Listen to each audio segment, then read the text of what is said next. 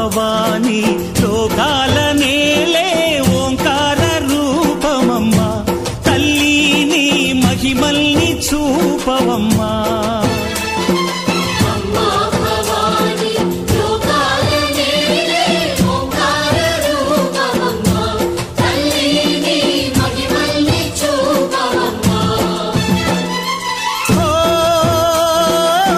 సృష్టికే దీపమా శక్తికే మూలమా సింహరథమే నీదమ్మా అమ్మ దుర్గమ్మ భక్తులను దీవించుమా